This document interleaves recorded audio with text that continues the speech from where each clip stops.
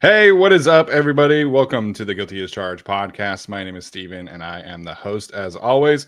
Joining me is my guy, Tyler. Tyler, what's up, man? How you doing tonight? Doing very well. Congratulations to the Jaguars for making a decision and potentially getting Cohen. Potentially.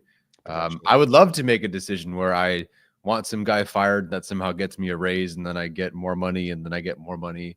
Sounds pretty good. Yeah. Very interesting day in Jacksonville.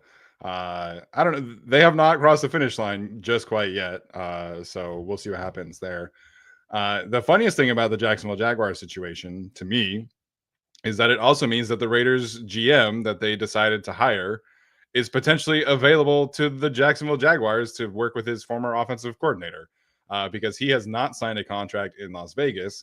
And so he's Tom Brady's guy, and he might potentially turn Tom Brady down. So I think that's hilarious, and the Raiders will be back on the GM front. So very, very funny outcome of this whole thing. Yeah, Jaguars eventually maybe getting their guy. Raiders, who knows? The Cowboys are apparently going with Schottenheimer after. I can't believe that's all they could pull. I can't believe that's real.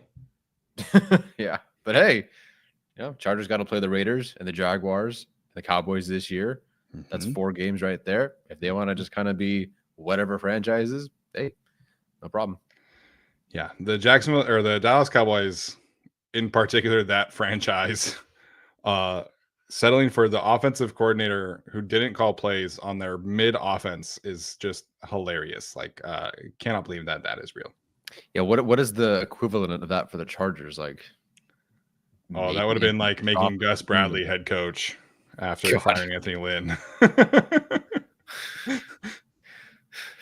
No, thank you. Yeah, right.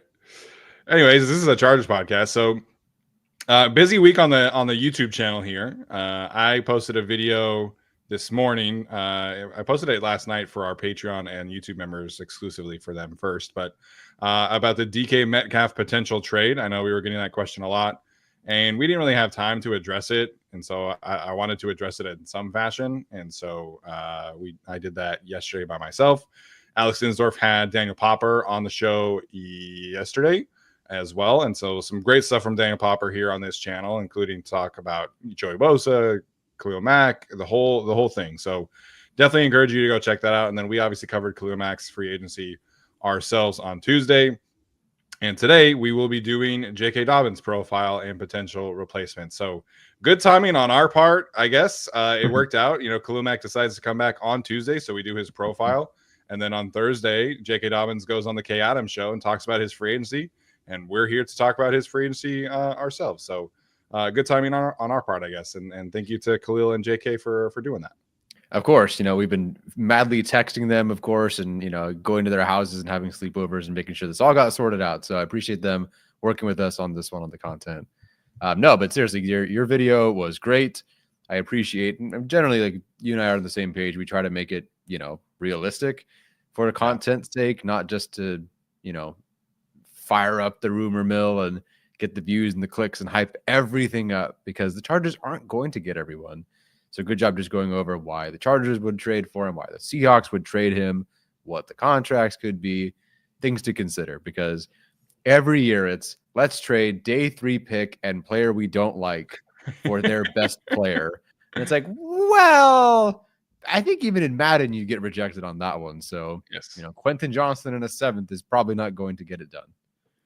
No. And I mean, shoot, man, DK Metcalf, Lad McConkey, and Quentin, that'd be a fun receiver room. But yeah, that the DK stuff just doesn't really pass the sniff test for me. Not to spoil the whole video, but when teams trade players like him, there's a lot of like lead up, and there's contract negotiations are going poorly. There's a friction between him and the quarterback, or friction between him and the offensive coordinator, or there's like this build of, okay, now we're going to trade him.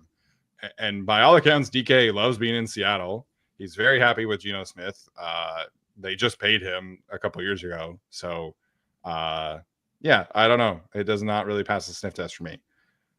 They have some other players who I think could be available for trade that are interesting, but DK, to me, for all the reasons that we would want him, the Seahawks want him. Oh, yeah. My theory driving home is that the Chargers' next defensive coordinator will be McDonald when he's fired in a couple of years. Oh,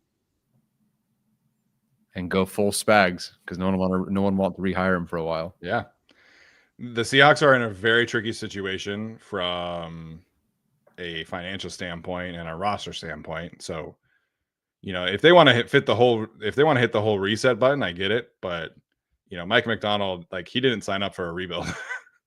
And NFL coaches very rarely survive a rebuild unless they are the ones who start the rebuild. Right. Very interesting, take there. We'll see what happens. Jesse Minter and Jim Harbaugh were not finalists for head coach of the year or assistant coach of the year for some reason. Sean Payton and the Broncos, though, man, had to. I got 4 of those. 4 of the 5. I'm like, okay, I get it. Yes, Andy Reid and the Chiefs are good again, but they did, they're very good. And they're going to be the best team potentially when all is said and done. So I get it, but Sean Payton was like the weird 5th one there that I just do not agree over Jim Harbaugh. Yeah, Andy hasn't won the award since like 2001. Like it's been a very long time since he's won coach of the year, which to me is ridiculous because like I think we need to define the award because some years it goes to the coach of the best team. Very simple. Other years it's like, okay, like this coach overachieved more so than anybody else. And I think that's why Payton is on it because the Broncos preseason win total was like 5.5. Like nobody really expected them to make the playoffs. But Dan Campbell just won it. Kevin O'Connell won it a couple of years ago. Like, do they really need to win it again? And after flaming out in the playoffs, and the Chargers did too, for what it's worth. But I don't know. I didn't feel the need to have those 2 guys on there. Assistant coach for me is where I have more issues. Aaron Glenn, like all due respect to him, I think he earned being a head coach for the Jets because of who he is as a leader, not because of who he is as a coordinator. They were like the 12th best defense in the league. Like all due respect to him, like they went through a ton of injuries and everything like that, but they were expected to be good. And then I would argue that they underachieved, granted injuries and stuff like that. Jesse Minter took a 29th ranked defense to first. So I don't know what's more overachieved than that, man. Like if you want to tell me that Jim Harbaugh didn't make the finalists, I can kind of understand. But Jesse Minter not making the finalists for assistant coach of the year to me is insane because nobody else, like the Vikings were expected to be good and they were good. Nobody really outside of delusional Chargers fans expected the defense to be good. And then they were the top scoring defense in the league, top 8 in EPA per play. Like him not being it there is insane to me. Yeah. Gotta be one of the best coaching jobs in the league. Head coach, coordinator, offensive defense, you name it. So yeah, that's definitely a bummer there. And then, of course, JK Dobbins up for comeback player of the year. It just doesn't – it feels like that dream went away when he got hurt. Yeah, I agree. And, like, people were arguing for Sam Darnold as MVP at one point of the season, which, again, I think that needs to be defined. Like, what is Sam Darnold coming back from? Being bad? That, to me, is not, like, a comeback. Like, I don't know. Yeah, Rivers won it in 2013, I think. Yeah. Like, what did he come back from? North Turner. Love Phil, but I just think these awards need to be defined. And then I want to echo Dion Dawkins' point. There needs to be an offensive line 100% award agree. in some capacity. Yeah. Whether it is an individual or a unit. It's so strange to me that we have like 37 awards in college football, and then in the NFL we get like 4 for players to be recognized. So whether they are able to get to best offensive tackle, best interior guy, I kind of doubt it, but like at least give us this was the best unit and like do the kind of Joe Moore award and have Duke and Brandon Thorne and all these guys kind of vote and come together. I think that would be really cool. Yeah, and give it to a panel of people who actually watch the offensive line, because there's a lot of with All Pro, for example, there are some things that are Lane not being, the guy was a bit of a surprise there. Give it, I don't know.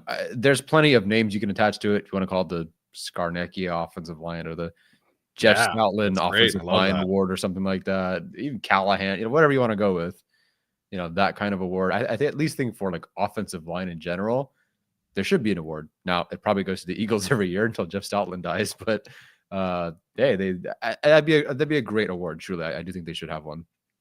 Yeah, that's fair. Shout out to Joey Bosa today. I guess going to the Pro Bowl. AFC pass rushers must be down bad for that one, but it is what it is. That feels him being nominated there feels kind of more like a career achievement thing than like he was really good this year. So yeah, he was. I think he ended the season fine and he played well in the playoff game, but that to me was like, he's been really good for a long time. Like, let's just give him a nomination here. Yeah, surprise there. I guess he will be able to use it as leverage for a future contract, I suppose. But sure, don't think this award means you keep him around. Now, I'm sure someone on the internet who doesn't follow anything Chargers would go, "Oh, he's a Pro Bowler. The Chargers should keep him." Not quite. Yeah, not quite. All right, let's get to the main topic here. JK Dobbins, of course, is a free agent. He was, like I said earlier, on the Kay Adams show today and talked about his free agency and he wants to be back and he obviously the number has to be right and situation has to be right, but he very clearly is happy with the Chargers. He loves his teammates. He spoke very glowingly today about Justin Herbert. So I think this is a situation where we'll get to it, right? But I think it should make sense on paper for him to return. But we're going to break this whole thing down from the scenarios, and we'll dive in first and foremost from his numbers. Just kind of doing a review like we did for Khalil. The production on the season, if you include the playoff game, 204 rushing attempts, 931 yards, 4.6 yards per attempt. One of the most efficient runners in NFL history on a yards per attempt standpoint. 32 receptions, 153 yards, 4.8 yards per reception. So not great receiving production. 9 touchdowns, 0 fumbles, which when I saw that stat, I guess I didn't realize that was the case. Not fumbling as an NFL running back on 204 rushing attempts and 32 receptions is kind of crazy if you really think about it. But JK has been that kind of reliable player who's not really going to, put the ball on the ground, which I love. Yards per contact after attempt was 3.0, which we know is a very important statistic for running backs. That was 25th best in the league among starters. Missed tackles forced was 39, 21st among starters. Runs of 10 plus yards is where he really shined. Again, that was 27 attempts there, which was 11th best. And then rushing yards over expectation per attempt was 0.6, which was 17th best. So kind of hovering around, like the 12 to 15 range, maybe I think is a fair assessment of what the Chargers got from JK Dobbins, at least as a runner in 2024. Yeah, definitely room to improve there. And there was definitely some working back from previous injury and then seeing what he could do and then working back from in-season injury. Yeah. But I really do think that the rushing yards over expectation and the runs of 10 plus are really the two things that stand out for me as strong reasons to bring him back, given the blocking. I mean, I think there were 4 Chargers running backs at one point on the graph, if you included Ezekiel Elliott when they signed him, which didn't materialize into anything, but he was on the graph. And there were those 2 in particular, the veteran guys in particular, were on perfectly blocked plays, basically terrible on perfectly blocked or well blocked plays. Yeah. It was specifically JK Dobbins being very good on not perfectly blocked plays. That was, kind of the eye opener. Not that he was always perfect, and this Chargers offensive line had its issues for sure, especially in the interior, but what he was able to do and create was really big for this team. So the raw numbers aren't great. The yards per attempt isn't like incredible. Again, not like a ton of touchdowns, but he did a lot with a little. I think that's a very good reason to bring him back. Yeah, I was just kind of blown away at how consistently he could take a loss and turn it into an explosive gain. Like so many of his best runs this season should have been, a 2 or 3 yard loss. And I think that has become like my number one trait when I am looking at these running backs as free agents or as draft prospects, which we'll go to here in a second, is how many yards can you actually create on your own? Because most teams are not the Philadelphia Eagles where the majority of your runs are perfectly blocked. Like it in the NFL, for the most part, you have to create yards on your own. And that's different sometimes than yards after contact, right? Like it's the ability to see a different lane that is not blocked for you. It's the ability to make somebody miss. It's the ability to run people over. It's the ability to set blockers up and give them chance. It's patience. It's all of that kind of stuff. But JK is awesome in that regard. So I think you get a better blocking situation around him. Like he already should have had 1,000 yards or would have had 1,000 yards if he didn't get injured again. If he can stay healthy and if the Chargers can have a better interior, I don't see a reason why he's not hitting, 1,200, 1,300 yards at this time next year. And yards per attempt are up and yards after contact are up and runs of 10 plus are up, because it really, like, he had to create so many yards on his own this season that I think really it showed his value in a way that I wasn't really expecting. Like I knew he had the explosive play potential. Right. I was a little concerned about like the health, but I didn't really appreciate like his ability to create when there was really nothing there, and he can just pop a run for 15 yards that should have been a 3 or 4 yard loss. And that to me was an elite trait of his season for this year. Yeah, I had not studied him in college. I wasn't watching running backs at the time. So my impression of him based on casual viewing, and it's not like he was on the field a ton, was big home run threat guy. And he can obviously do that. So I figured, okay, you're averaging, 6 or 5.8 yards per carry with the Ravens, but maybe some of that's more based on just these really big plays you can hit. How are you on a per play basis? And again, line, Greg Roman, and himself, like not all the best combination for the best yards per attempt, but like you said, I was really, really not taken aback, surprised by his ability to create. And I think that's why he's worth the investment. When watching these running backs, which we'll talk about a little bit today, definitely more so in running back ranking shows, but watching these draft prospects, all these guys have 1,400 to 1,800 total yards or 2,000 yards if you're Genty or whatever it is. Yeah. But how much of that is just, hey, the line's blocking really well, here I go. And how much of that is just how much can you create when things suck? Sometimes watching the film, for Dobbins, the 5-yard runs where it should have been -1 were more impressive than anything else he did this year. Yeah. So again, the big plays are awesome. I would love the 100 or 300 yards he had against the Raiders and Panthers in back-to-back weeks, but I really appreciate what he does in small moments.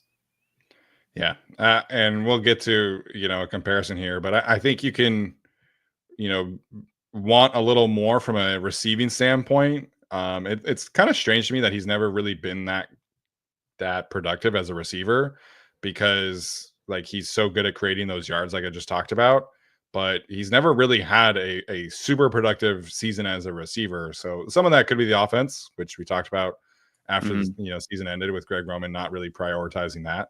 But I would love to see him get, 45 catches instead of 30. And I would like to see, just from a curiosity standpoint, what that could look like for him. You guys see the grades overall: 66.6, 67.1, 69.6 from a pass protection standpoint, which is again an area that I think he really, really shines well in. Generally speaking, if you're above 68 as a running back, you're doing really, really well. And his ability to seek out contact is fantastic. So, he might not have the production as a receiver, but he definitely can make up for it from a pass protection standpoint. And that was another strength of his that I really came to appreciate this season. He did just turn 26, and then he missed the 4 games this year with the grade 3 MCL sprain, which I messaged our guy Jameson, and that kind of sprain usually is like 6 to 8 weeks, and he came back in 5. So, good sign for his health, and I think he will continue to get healthier as he gets further away from his previous injuries. Yeah, he came back and they just leaned right into him. I thought it was maybe a smaller game. They're like, nope, that's your offense. There you go, run the ball, do whatever you want, which was cool. Sometimes then they get away from it in the second half, but that's a whole other discussion. Yeah. But it was certainly a void as soon as he was gone. Not that they were throwing it to him a ton, but they clearly were like, who's going to pass protect? Who's going to catch the football?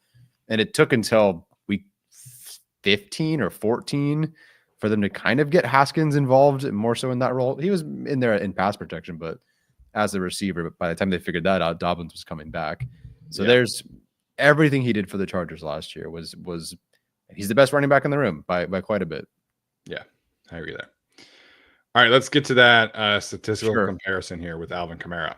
Yeah, this was a very, very good comparison, except for the one thing that's very, very different, and that's maybe more so a usage thing. Yeah. Aside from age, they are very similar in terms of rushing yards, 930 to 950 yards per attempt, 4.6 to 4.2 yards after contact per attempt, 3 versus 2.76. You look at the numbers you hear on YouTube, or if you're listening, they're generally pretty much the same. The big difference, other than age here, of course, is the receiving yards. JK Dobbins, 153, Alvin Kamara, 543. That's been Kamara. He's very much so not thought of as a receiving back, but he's one of the better receiving backs and has been for a very, very long time. So age 33, very different than JK Dobbins. Will be 27 in December too. So he'll be 26 for most of the season, 27 in December. But as far as the rushing attempts go, statistically, they're pretty similar.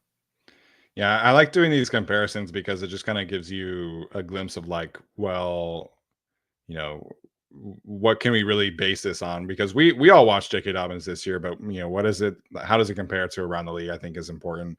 The receiving yards definitely very different. Alvin Kamara still, you know, can line up in the slot, can run angle routes, all these things. He gets a ton of opportunities. I think he had the most targets of any running back this year. Which, given Christian McCaffrey's struggles to stay on the field, makes sense that Kamara would be next in line there. But as a rusher, you know, these two guys are definitely pretty similar, and I think stylistically very similar as well. There we go. Sorry. Yes, I would definitely agree there. All right, potential replacements.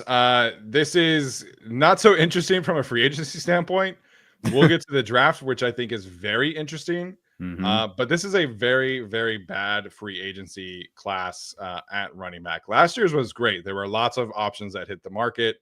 This year, you're talking about JK Dobbins, Aaron Jones, Najee Harris, Rico Dowdle, and Javonte Williams as maybe kind of the top guys.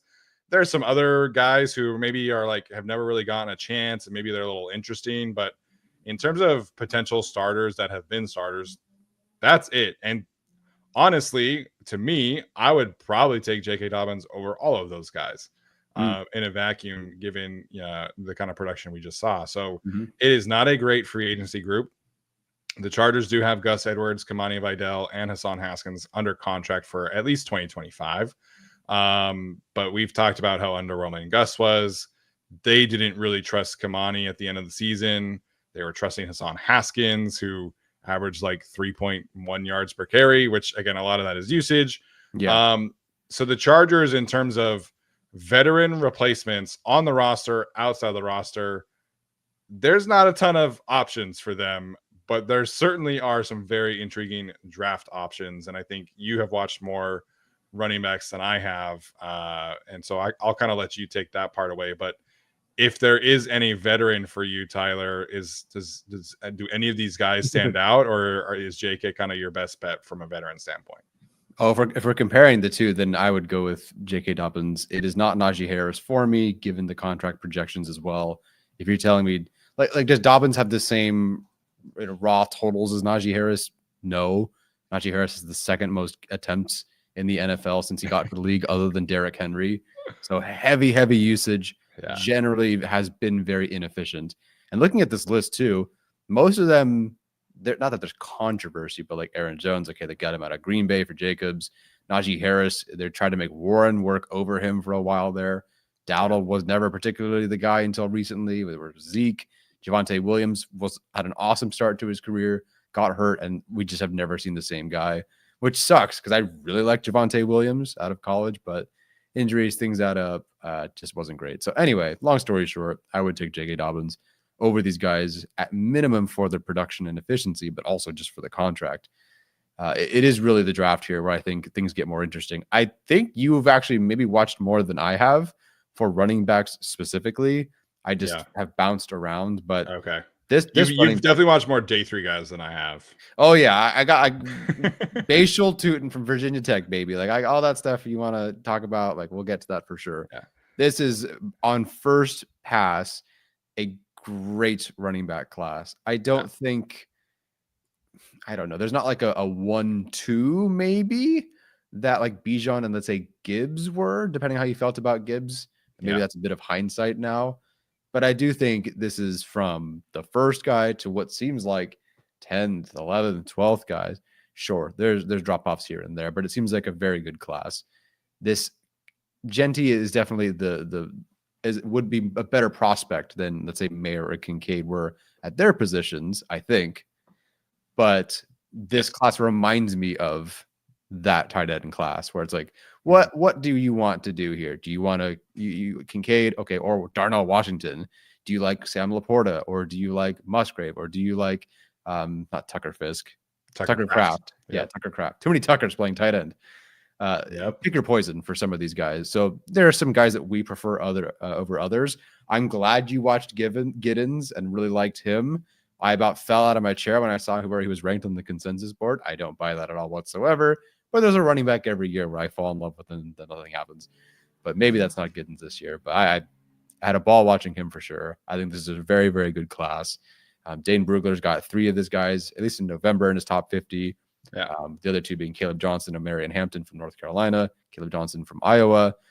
But it's a heck of a class. I really do think this is a class where you can't afford not to take a running back. And the Chargers don't have a running back room where they should feel they have to pass. The only reason I would see them passing is because they need 14 other spots.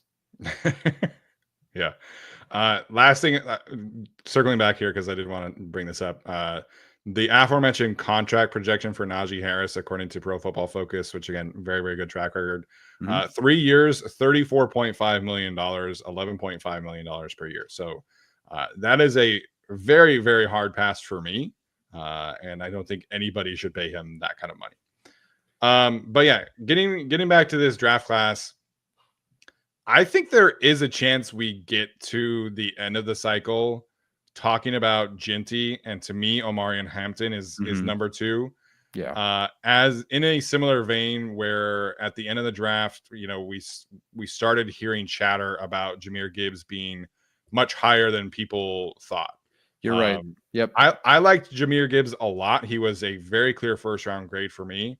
But like beginning of April, we started to hear from Daniel Jeremiah and Dane Brugler that the league loved Jahmyr Gibbs, and there were some people who had him potentially as high as Bijan Robinson. I think, to me, Omarion Hampton and Ashton Ginty are, if Bijan and Gibbs are drafted in the top 12, I think Ginty and Hampton should also be drafted as highly. You look at the numbers for Ashton Ginty, the film for Ashton Ginty, and he's not as creative of a receiver as Bijan and Gibbs. Those 2 guys are freakish receivers. Like, the receiving potential is off the charts. But Ashton Ginty averaged over a full yard more after contact per attempt than Bijan Robinson did. That's a full crazy. Yard. That's crazy, because Bijan was 2 yards ahead of everybody else. Yes, a full yard is crazy, and people will say, "Oh, that was at Boise State." 5 yards after contact per attempt is insane. And again, we just talked about ability to create yards on your own. You watch the Oregon game and you watch the bowl game. I'm forgetting who they played, but Penn State. You watch those 2 games, and his ability to create yards is next level elite stuff. And I think the receiving potential can get there. But to me, he has everything you could possibly want as a running back. So if the Chargers are there, it's a very similar conversation to me as we had with Bijan Robinson, where our very first video on the Chargers channel was a mock draft, and we took Bijan Robinson because it was like, you take elite players and you figure it out later. I don't think Ashton Ginty will make it to 2020 to pick 22. If he does, I think you just got to take him, especially in this offense. But to me, Omarion Hampton is right there with him. I think Ginty is a very clear top 10 grade for me. I think Hampton will end as a very clear top 15 grade for me. I love his receiving potential. I love his speed. To me, he is kind of like that speed receiving back that Jahmyr Gibbs was. I think Gibbs has a different kind of gear in terms of he can hit 23, 24 miles per hour. but the usage and the style for Omarion Hampton is great, and I think his ability, like his contact balance, is fantastic. So who knows? These two guys probably go before the Chargers, are select at this point, but I think Hampton should be right there in terms of being widely viewed as a first round pick. Oh, definitely. I at minimum, we'll see. I haven't watched, the corners and all the receivers in this class, but he will at least, I think, settle in top 25. Let's say that's very easily I can say that. Yeah, his film's awesome. Great vibes from him. I went through. Not that I try to like cherry pick stats, but I'm trying to figure out, okay, like who are the guys who are just like check the boxes that you really need. So I looked at guys with over 300 receiving yards, over 4 yards after per attempt. No, wow, 4 yards after contact per attempt, and guys who have forced more than 50 missed tackles. And Omarion Hampton was one of those guys. Yep. It's very, not everyone has all three of those. So receiving threat, post contact threat, missed tackles, force threat.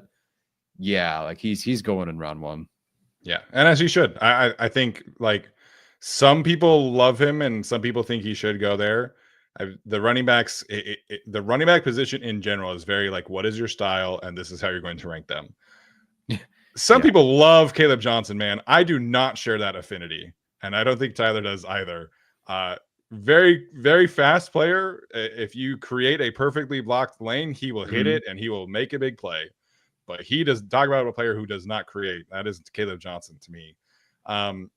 So those are the guys in Dane Brugler's top 50. I love Omarion Hampton's game. I would be a huge fan of the selection, even though the Chargers need like other positions. But those are the two running backs in the first round. But where this draft gets special to me is on like day 2, where you have Cam Scatterbu, you have Travion Henderson, you have DJ Giddens, you have Quinshon Judkins, who I know some people don't love Judkins. The numbers I don't think back up the tape for Judkins. I think the tape is fantastic. But I also really like Devin Neal from Kansas. You also really like RJ Harvey. I think Damian Martinez from Miami has some really good traits, like Trevor Etienne from Georgia. Alex loves, Kyle Monangai from Rutgers. I think this day 2 running back class has the chance to be special, and I think you can get different flavors, you can get different kind of types. But if you want just like a physical bully, man, like Cam Scatterbu is so much fun to watch. And Travion Henderson, man, talk about a big play waiting to happen, and he pass protects his butt off. And so this group of running backs, I think, is deep. I think there are tons of players who I would take with like a top 50 grade. And for the Chargers, I don't know if they can really afford to take a running back early, but if they took one in round 2 or took one in round 3, I would get it, man, because this group is so much fun. Yeah, they almost should at this point, given how good this group is. I think they can pretty much find several guys in round 2 or 3 that are going to be pretty good. Again, if they bring back JK Dobbins, they don't need to hit immediately. They don't need to be the RB1 immediately. They might have to be if Dobbins misses some time. But I feel really good about this group. The best compliment I can give it is after watching, I think I've got like 7 of them now, which is not a ton. Technically, I watched Henderson last year on accident. But so watching, he was very close to declaring, and then Ryan Day convinced him to come back at like the very last minute. So that is fair. Yes, he was my first watch, and then my first not watch. I also watched the Penn State back today. He's going back to school. It's really good to know. Yes. So I'm doing really poorly on this. You got the Vanderbilt tight end in there as well. Oh yeah, man, I'm ready. 2026 draft talk, man. Let's do it. But the best compliment I can give this class is that I wasn't sure how I was going to rank these guys. At some point, it will come down to not minor things, but who's just statistically better, who tests better, who I don't know, whatever. Like who does well at the Senior Bowl, I guess, which is good. I don't have a clear like, okay, that's the good guy. That guy sucks. That guy's worse. It's just there's a lot of really good running backs here. So when we talk about this class, we might have to talk about it in terms of either tiers or just what are the fits with the Chargers, who fits better with this team. Yeah. So for the Chargers, it'll be very interesting to see like what do they value, with potentially bringing JK Dobbins back. I think you and I are on the same page that Gus Edwards probably should not be back. And so if they're trying to replace him specifically, which I think is kind of the wrong way to approach the room. Like I don't think you really need a big 6'3", 230-pound back anymore. I think you can make things work with a running back who can create and a pass catcher, and you can make things work with two guys who can create. I think you just need more talent in the room. Honestly, I think you just take the best player and you figure it out. So if they do want kind of a grinder to replace Gus, I think Cam Scatterbo makes a ton of sense there. I think Judkins makes a ton of sense there. Obviously, there's Khalil Mullins from Michigan who they could take probably on day 3. I'm not a huge fan of Ollie Gordon, but he is a large human being. He is. Jaquindon Jackson from Arkansas, who I know very well from his days at Utah. He would fit that kind of mold. If you want like another slasher type like JK to kind of give you some insurance in case he gets hurt, you have Henderson, you have Hampton, you have Giddens, you have Neal from Kansas. Like there's all these guys, like there's so many guys that your comparison to the tight end group from 2022, I think is perfect because I don't really care who they take. I just want one, right? Like I just need I need somebody from this class to be on the Chargers. And if it's in round 2, round 3, I would totally get it. Yeah, I'm actually look at that 22 draft because I don't know why the Raiders couldn't figure out Michael Mayer, but even if some players have been better than others, it feels like for most of those tight ends, no one's been Musgrave maybe. Musgrave has been hurt though, and that was the thing about him coming out. It's like, well, he's got all these injuries, and now he's had all these injuries, but when he's been on the field, it's been really fun. Like he's fantastic. Yeah. So let me pull that up real quick. Yes, and the Chargers took Quentin Johnston. Not that everyone's been perfect, but no one's really just been like flat out wrong. And that's what I feel like with this running back class. You're going to be fine with mostly whoever you take. And if the Chargers can figure out in the run game, it'll just show off even more. So we'll figure out how we sort these guys. So yeah, Kincaid has been solid, I think, as far as I'm aware. Mayer, no idea what's going on there. Laporta has obviously been solid. Musgrave, you talked about being hurt, but then you get into your Fisk and these guys. Schoonmaker's a blocking tight end. Jack Brenton Strange is a thing, I guess. So yeah, there's just been a solid group. I think this running back class is really fun. Yeah. So I think that the Chargers are in a good spot. I know we all kind of want JK back, but if they just decided to draft a running back in the top 50, with the second round pick, and that's replacing JK, I would get it. I don't love it, but I would get it because this running back class is special.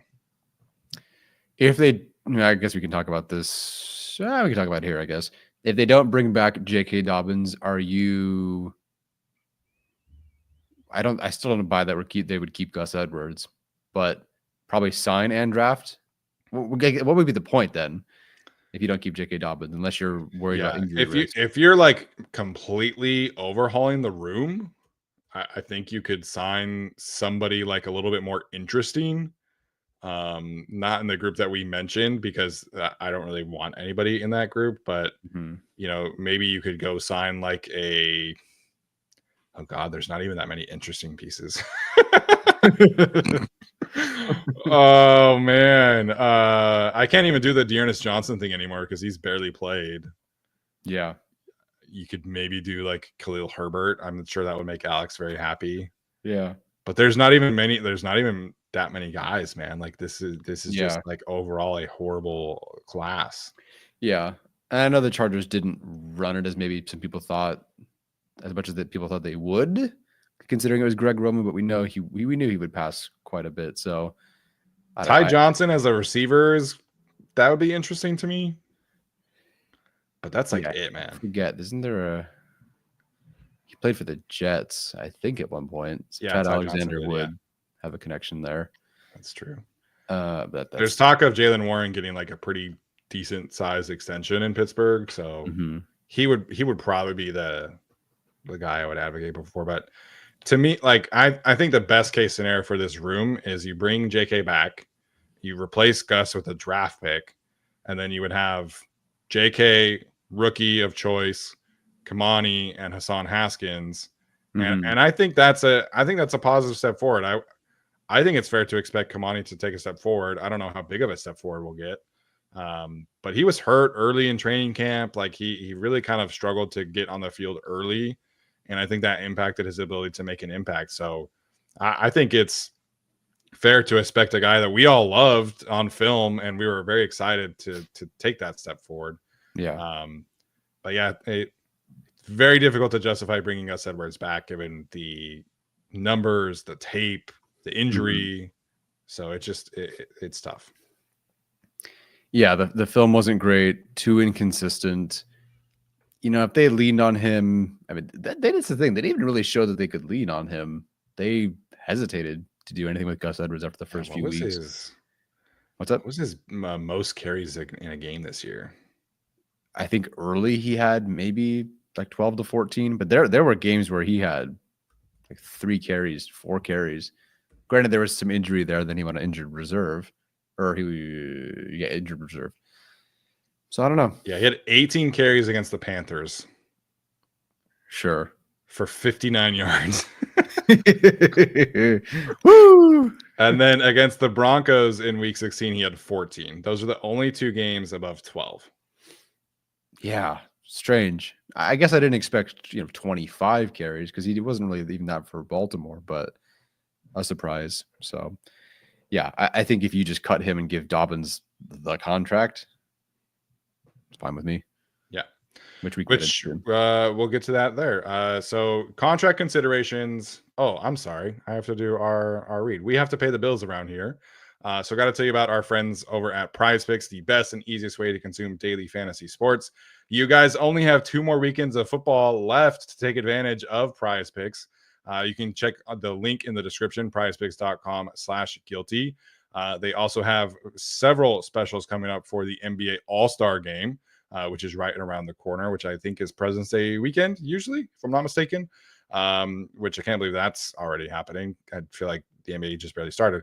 But obviously, you still have the hockey season is in full swing. Baseball season is coming around the corner. I love PrizePicks. I tell everybody about it. We have a group text with my coworkers, and they always complain about how unsuccessful their betting, ventures are every single week. And I'm like, hey man, like you should check out PrizePicks. It's way easier to win money because it genuinely is. You're probably not getting the high-end payouts like doing that kind of ventures will. But Tyler's mom can vouch for that, and she's won a large chunk of money on PrizePicks this year. So prizepicks.com/guilty, code guilty does really help support the show. And we definitely encourage you guys to check it out. All right. In terms of contract considerations, the conversation for the Chargers and for anybody who's signing JK Dobbins potentially, it is a difficult conversation because he still technically should be in his athletic prime. He should not be anywhere close to the running back cliff because he hasn't had a ton of carries. But it's the injury history and how far away from the injury history is he, and can he sustain a full season healthy? Obviously, playing 13 games this season was a huge step forward for him, but can he give you 16, 17? That remains to be seen. So those are all things that the team and other teams will have to consider. His previous contract was the 1-year, $1.6 million contract, which was heavily incentivized. And it was not, a ton of guaranteed money because of the injuries. So, the long-term comparison, I think you could make an argument for a Tony Pollard contract, given when Tony Pollard signed his contract with the Titans, he was coming off of the broken leg. He had never really been a full season workhorse, but there were obviously a lot of very positive moments, near 1,000-yard seasons. JK's injury history is obviously worse, but to me, that could potentially make sense for a ceiling kind of deal for him. The Chargers obviously are not afraid to give players a prove it contract. Could the Chargers just turn around and say, hey, we're going to give you an Aaron Jones level contract of 1 year, $7 million ish? I think that could be on the table as well. And can you play 17 games? Let's see. And then we'll do a long-term contract, I think is something that this team or other teams could also consider. Yeah, I'd be comfortable not with the 3-year deal. I don't think we're quite there yet with what happened last year, unless he had stayed healthy. Yeah. But a 1 or 2 year deal, I think, are completely fine. The 1 year deal, you can absolutely afford that this year, no problem. Even if it is more. It's like a 2-year deal, probably less APY this year. That's $7 million deal. Like that's very possible. It's not 2 years. You're not stuck in it. If it doesn't work, you move on. You had plenty of cap space this year. It didn't really hurt you this year. So I could see that 2-year deal, I think would also be great. Could be smart for the Chargers. Like they also want to bet on themselves, also JK Dobbins too, but on themselves to establish the run better in year 2, Greg Roman to do it in year 2, get a better line in year 2, whole system in year 2, etc. So if they give him a 2-year contract, I could see them saying, hey, we're going to make it worth that and more in year 2 because we're just going to invest in this run game. And whatever that 2-year contract ends up being, it'll look like a steal. Yeah, I agree. Definitely the Chargers got so much excess value from players like him. And DL, that's a good question. Was this not his prove it season? I think he proved he's not an every down back, but he's still good. To me, his film and his tape proved that he was an every down back. The question is, it's still the health. Like I still think that there are other teams. The market, I think, would indicate that he potentially is viewed as still kind of a high risk, running back. And so I think he has more value to the Chargers than to other teams, given what he did this past season. But if he hits the open market and the Chargers decide, let's see how this goes, and we're going to focus on the draft, I don't know if he signs a multi-year deal with another team. I think another 1-year contract is very much in play for him for another team, maybe even with the Chargers. Yeah, I feel as if his max value, barring somebody overpaying, because it happens. I just looked up. I was like, oh, maybe Miles Sanders' contract is similar to something he could get. I didn't realize Miles Sanders signed a 4-year, $26 million deal. So again, if the Panthers, good for him, but hey man, that's let awful. it rock, dude. Panthers and teams stay bad. So hey, but get your money if you can. So if that's what someone offers, JK, do it. Go for it. Have fun, man. You earned it. Yeah. But yeah, so to your point and to DL's question, he is an every down back, and I think the film definitely proves that. He's so far not a 350 touch back. Sure. So I think that's maybe the distinction there for DL. Yeah. Yeah. And there are more of those now than there have been in the past, but it's still, 5, 6, 7 guys right now that are actually that. So I think that if you bring back JK, you need a much better RB2. And that's been a thing for the Chargers for a very long time. Yeah. But obviously I would trust this regime to get that right more so than the previous regimes. Yeah, definitely. All right, let's get to the last one here. I was a little surprised at the evaluation that PFF did give JK Dobbins. So they ranked him 62 overall, which again kind of indicates the running back position in free agency this year. And their evaluation was 2 years, $7 million. How do you feel about their evaluation? And do you think that is ultimately kind of what the Chargers are looking at here? It's a little low in my estimation. I really think that whereas Khalil Max felt a little high when we talked about a couple of days ago, I actually thought Dobbins would have a bit more here. If Aaron Jones can get granted more of a proven track record, but if he can get 1 for 7, or hey, if Sanders can get 4 for $25 million, I kind of thought Dobbins would have a bit more here. A ton more?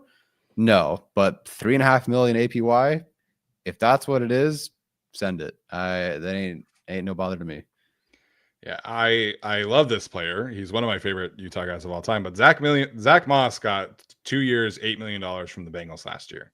And he has an equally questionable injury history, not the devastating injuries, but he's never played a full NFL season, and he missed a lot of time this year, as he is prone to do.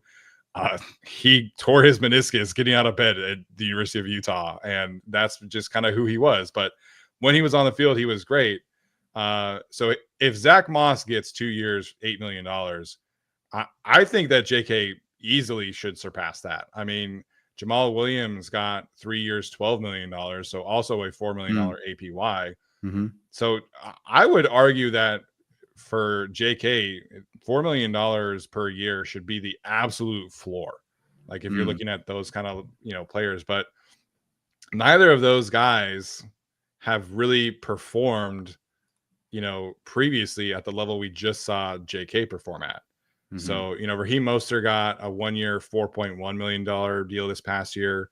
Austin Eckler signed a 2-year deal with the Commanders, which I didn't realize, for $4.2 million per year. and then you kind of have the rookies. So you have this gap in between that Miles Sanders contract of 6.3 and Austin Eckler at 4.2. Mm-hmm. I think there's a reasonable argument that you could give JK, a 2-year, $10 million contract. And I think you can heavily incentivize it, front load it for this year in case you need to get out of it next year. But I think 2 years, $10 million, I think is reasonable for what he did last season. Oh, I definitely think so.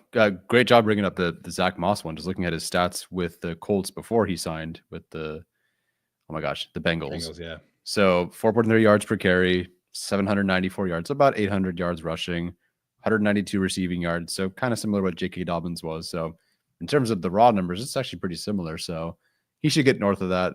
I am curious how the market kind of moves this year, because there was all this, all the rage was, oh, these running backs are getting paid. And then it was a good year for running backs last year. Yes. And then halfway through this season, it was like, look at all these great teams with expensive running backs. Oh my gosh. Yeah. No one seems to ever talk about situation like being with the Eagles, but whatever. Fine. Nuance is lost, I suppose. But wow, where was I going with that point? I have no idea, but it was a good one. It was a good year last year, a bad year this year? Oh, just curious how the market moves with how things happened. And then, you mentioned Williams, you mentioned Moss. Guys not really getting Sanders, obviously. Okay, you give them these deals, they're not really getting your money's worth out of some of these riskier ones. So yeah, does that lower his APY? Does this draft class lower? Because we just mentioned like, hey, if and that's a lot, because we'd really like JK Dobbins as one of he would have been higher on our top 10 list this year, but one of our top 10 Chargers of the season.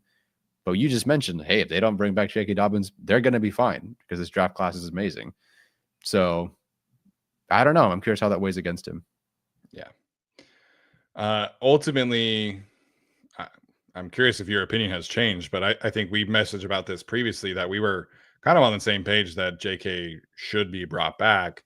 I still feel right now that this is a guy that the Chargers would want to prioritize.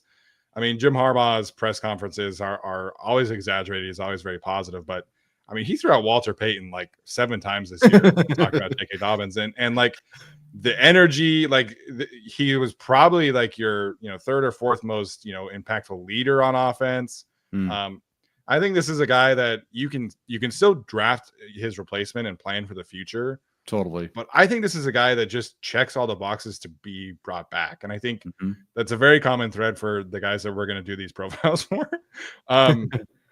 But I don't know, like to me, it just makes more sense if you're trying to improve the room. The best possible way to do that is it includes bringing JK Dobbins back. I don't think he's going to be expensive. They have the cap space to spare. To me, it just checks too many boxes to bring him back. I completely agree. And even more so than with Khalil Mack, they don't have a true succession plan that I can see in front of me here. They don't have anything with them right now that I feel can carry the room.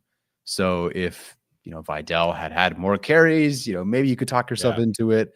Him as RB2, Haskins as your RB3, early draft pick. And again, that could work, but they just don't have that plan right now. And nobody is better at any of the 3 things, rushing, receiving, or pass blocking, than JK Dobbins is. And he's the leader and everyone likes him. My mom loves him. So I think by default, he has to be brought back. I think she's getting that jersey of all jerseys. So yeah, I think that it's a no-brainer to bring him back. I wouldn't flinch if the contract were higher. If it were $5 million a year, I'd get it based on something like Zach Moss, like you said, and what he got. I would be totally fine with giving him that, but also prepare for the succession plan, which the Chargers didn't. Not only did they not have an RB2 with Austin Eckler, they didn't have that succession plan ever along the way. They couldn't even find the next guy, Isaiah Spiller. Like they tried Kelly and Spiller and Roundtree, but they were never successful. Never invested early enough either. No, the scouting at running back needs to be questioned for the previous regime for sure. Horrendous. Yeah. But then also found Austin Eckler. Yeah. Free agent. Like couldn't draft to save their lives. Finds Austin Eckler. And there it is. Even like Brandon Oliver, yeah. Yeah. I don't get it. But here's what it is. Yeah. All right. Any final thoughts on JK before we wrap up with the super chats of tonight? Love to see him back. Yes, 100%. All right, our guy Dark Samus kicking us off as usual. I asked him to clarify. He sent in a second super chat with it. He wants to know our choice right now between Mike Green, the edge rusher from Marshall, or Kenneth Grant, the defensive tackle from Michigan. Have you watched either of them? Nope. Okay, so I have watched both. I love Mike Green, and to me, like, it's kind of a if you're asking me like purely like just overall draft prospect, I think Mike Green is the better draft prospect. But for the Chargers, if they bring back Khalil and they bring back Joey, which I don't know if that's even possible or not. But if the Chargers are kind of set at edge rusher and they took Kenneth Grant, I would be very, very happy. I think Kenneth Grant is a very natural long-term fit for what they do. Obviously, he played at Michigan, so they know what he can do. He was number 3 on Bruce Feldman's freak list this year, and he's like 6'5", 330 pounds. And there are very few times when I like actively like my jaw hits the floor when I am watching draft prospects, not lottery, obviously. But Kenneth Grant at the end of the Texas game was rushing from a stand-up nose technique, like 2-hand stand or 2-foot stance, like he was not a 3-point stance, and he just does this arm over and just like smacks the center, and it like blew my mind that this guy who's 330 pounds could rush from a 2-point stance like that. So he's got like special athletic traits. Is he a bona fide like top 10, 15 prospect right now? Probably not, because that arm over is the only like pass rush move. He is not like a crafty pass rusher. He's not somebody that's going to, win off the football. Like most of his wins as a pass rusher are with that arm over. And so he needs some work and refinement there. He can anchor. He's not like the strongest anchor in the world. So he has these traits and the potential to be somebody who can become like a top tier defensive tackle, but he's not like, that's probably like a 2-year kind of project type of player. Whereas Mike Green, I feel like could step in right away and be your edge 2 and long-term edge 1. I think is very much in the card. So if the Chargers took Kenneth Grant, I would totally get it. Makes a lot of sense from a roster standpoint. And he has so much potential to be great, but it is more of a project type of pick than I think some people are going to talk about him that way. Okay. So see the upside, got to be careful. Would be a great situation with the Chargers, especially if they have Ford and Tart for some reason, which would be amazing. And then to have Work came in with them, that'd be nice. So he is a nose though. Yes. Okay. Definitely a nose. So he is your long-term nose tackle. He can play the 3 technique, but he's not somebody that you're moving around and doing 4-eye stuff and all that. Like he is a nose tackle through and through. Cool. And if that pairs well with Junior Colson, I'm all for it. Yeah, for sure. Next one in here from Distinct TNT. He wants to trade a 3rd and a 5th for DK, sign Trey Smith and Ryan Kelly, and take Colson Lovin in the 1st round. Okay, so assuming also there's an extension there for DK or a rework of the contract, I guess, for DK Metcalf. So now you're down to a 1st and 2nd round pick. You leave Lovin in the 1st round. So you got to basically use your 2nd rounder on a corner.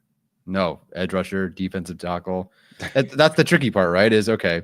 We've now acquired a player. Awesome. We're shorter on money. I don't know.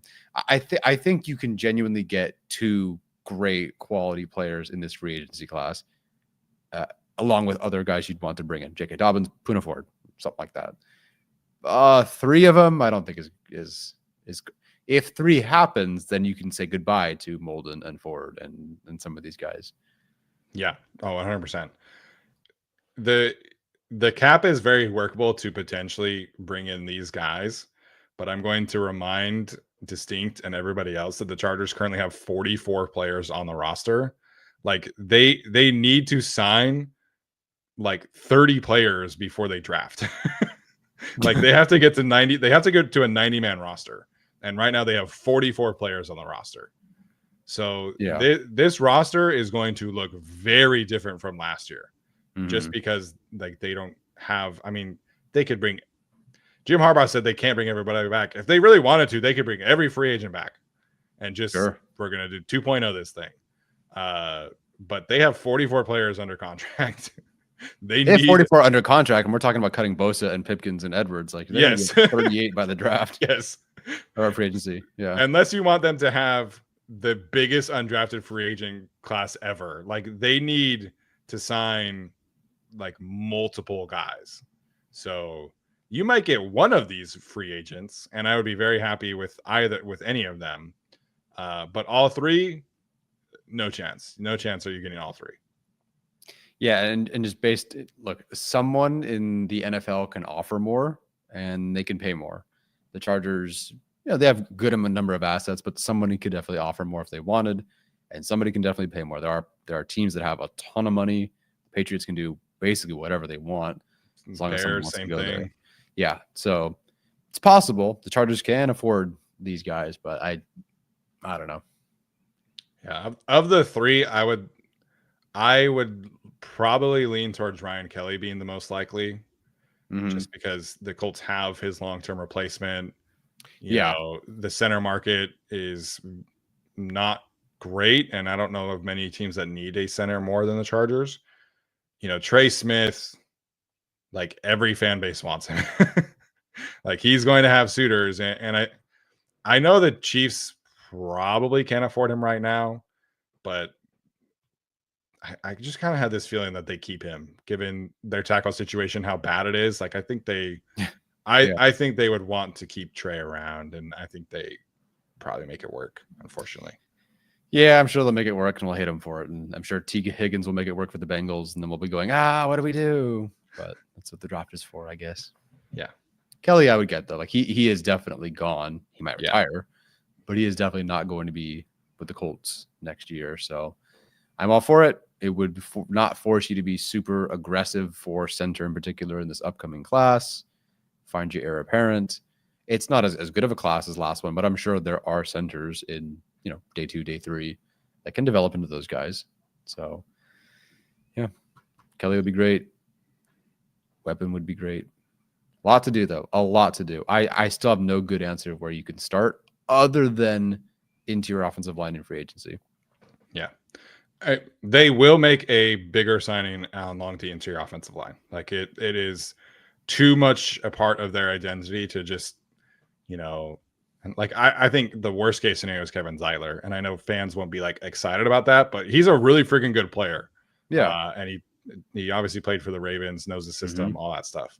But I think they spend along the interior offensive line for sure. Yeah. They'll make an actual big signing. We won't have to overreact to who is the fullback tight end they signed? One at Michigan and Houston. Oh, Ben Mason. There you go. We won't have to be all freaking out over that one this year. They'll actually make it through 2 weeks of training camp, by the way. Was it even 2? No, I think it was like the first week, and then they cut him. They were like, "How's Jordan McFadden?" Yeah, and then they cut him. He at least made it into the season. He made it pretty far. Now he's with Ben Johnson and the Bears, I guess. Yeah. Cash Cab, love that show. I hope that's the actual. Oh my gosh, I forgot about that. Yeah. Lifetime Bulls fan, but first time listener this season. Keep up the great work and analysis, fellas. We appreciate it, and hopefully you can stick around. Yeah. Like I said previously, our offseason content is we go really in depth into the weeds on a lot of things. So hopefully you can. I don't know if you experience that part of the season, but we're gonna have a lot of fun this offseason. A lot of cap space, a lot of draft picks, a lot of possibilities for a front office that actually knows what they're doing. So it's a lot of fun, man. Yay. Yeah, that's very good. Thank you, Cash Cab, for listening. If you have a trivia question you want to throw in there, go for it. If we keep getting questions right, do we get more super chats? No, I'm kidding. Yeah. I love that show. I love trivia shows, but that's just me. Our guy Zachary McNutt, appreciate him jumping in here. He wants to know our thoughts on Donovan Edwards. he was hyped up before the season, but injuries and Mullins taking his reps has him under the radar. Yeah, he was on the cover of the NCAA football game. So he was not just hyped, like he was like considered the like crown jewel of the running back position. I'm not a fan. I'm not a fan. I have not watched him other than, in passing, sort of watching games. But yeah, what an unfortunate drop off there. I think at this point, not that all injuries were related, but you go into this year and you see a lot of the running backs that were drafted last year who had injury concerns and an injury history. I mean, Brooks, unfortunately, too. Yeah, you just gotta kind of avoid those guys. So if he's got a history of injuries at this point, I'm out. Later, hey, if it's a round 7 flyer, you could do worse. Yeah. But I'm out pretty for the most part. Yeah, I mean, 2 years ago he had great film, and last year it was still pretty good, but this year like it was bad, and his advanced numbers are horrific. So Mullins I actually like, and I think Mullins would be be really good for this team. He's got good numbers. He's got the ability to create. I'm a fan of his. I am not a fan of Donovan Edwards. Thoughts on Micah Bernard? Love the guy. He is, for anybody who does not know, he is the Utah running back who played corner for us in the Rose Bowl against Jackson Smith-Njigba and Marvin Harrison Jr., which did not go great, but he tried. And he actually he had a great running back game that day. Cool. But he's a great special teams player, pass protection, third down receiving back. He's got all of that, and he actually ran for 1,000 yards this season for the first time in his career. So, he is a very good day 3 option, but I don't think he has like the elite athletic traits that you're really kind of looking for a dart throw. If the Chargers needed to kind of like round out the room and get like a special teams back, cool, I would be in favor of it. But he's unfortunately not like a super high-end prospect. The former Utah running back who is a good prospect, I think, is Jaquindon Jackson, who transferred to Arkansas this past season. So he's a fun physical bruiser player who's only played running back for like 2 years. Went to Texas and Utah as a quarterback and then switched to running back because they just ran out of bodies. So he's a prospect that I think makes a lot more sense for NFL teams than Bernard does, unfortunately. Gotcha. Bernard's also 25, I think, already. Yeah, so he was another one of those 7-year seniors for us. Hey, man, do what you got to do. So then I was just curious because of Keel McDonald, obviously. So would he have been a running back when McDonald was there in 2021? Jaquindon, yeah. Oh, or Bernard. That too. Bernard, but yeah, both. Yeah, both of them, yeah. Oh, okay. That was Jaquindon's first season as a running back, was Keel's last season at Utah. Good to know. And then Jaquindon almost transferred to USC, but then Keel came to the Chargers. If McDonald had stayed at USC, Jaquindon would have gone to USC. So that's very notable. Oh my God, your Utah fandom is paying off. They are very close. They are very close. Interesting. So. Okay, that's good to know. Thank you. You're welcome. Look at you guys have homework now. Yeah, and Jaquindon made a lot of positive strides at Arkansas this year. As a guy who was a quarterback who could run, making the transition to running back at Utah, where it was a lot of 3 tight end, gap, power. Like it was a bit of a weird transition, but Arkansas ran a lot more zone, get him on the perimeter. Like it was a much better fit for him. And I think that showed his ability as a runner this season. So Jaquindon Jackson, very fun, like late round 3, round 4 kind of sleeper for you guys. Cool. All right. I'll give it a watch. There you go. Envy talent, which if possible is a better and more likely day 2 pick, Omarion Hampton or TJ Sanders. Just started watching college ball and want them. Could it happen? I think TJ Sanders is the South Carolina defensive tackle or edge rusher. Defensive tackle. Maybe he's a DN, but defensive tackle. Definitely defensive tackle listed. Which if possible is a better and more likely day 2 pick. Hampton. I don't know why it's asterisked out, or TJ Sanders. I mean, both fit, But if Hampton's there, I have to go with him. I do like Sanders as a late round 2, round 3 kind of guy, but I'm going Hampton there. Yeah, I would agree. If Hampton's there in round 2 at 55, I would have a very hard time passing on him. Yeah, I agree. So, all right, our last one here from Anthony says must bring back JK and Mac. I completely agree there. If Pro Football Focus's numbers for these contract projections outside of Khalil are accurate, all of these guys that are ranked in their top 100 should be brought back. So Puna, Tier Tart, Elijah Molden, JK, they're all projecting as very, very affordable free agents from Pro Football Focus, and I think all of them should be brought back. Yeah, just purely in terms of 2025 cap hit. If you cut Joey, you can bring back Mac, JK, Ford, Molden, and Tart at the same year 1 cap hit. I'm pretty sure as Joey Bosa, and that just makes it a no-brainer. Yep, I agree. 2025 Pro Bowler Joey Bosa though. I'm very sorry. 2025 Pro Bowler Joey Bosa. When you cut him, you can afford future 2026 Pro Bowler Tart, Molden, and all these guys. Yeah. All right. That is going to do it for us tonight. We appreciate you guys so much for tuning in. We are going to be back next week again on Tuesday and Thursday. We are going to have a Puna Ford video just like this. So spoiler alert, we want him back, I guess, which should not be a surprise because we had him ranked very highly in our top 10 list earlier in January. So yeah, a lot of fun content ahead. The Senior Bowl is next weekend, or the Shrine Bowl is next weekend. The Senior Bowl is the week after that. So Alex Katzen, our draft guy, is going to be boots on the ground and is going to have hopefully a lot of content coming your way there, and we will as well. Probably pretty soon we'll do a mock draft. Maybe probably a 3-round mock draft to grease the wheels, so to speak. Heck yeah. So it should be fun. All right. Appreciate you guys so much for tuning in. That is going to do it for us tonight. This has been another episode of the Guilty as Charged podcast. As always, bolt up.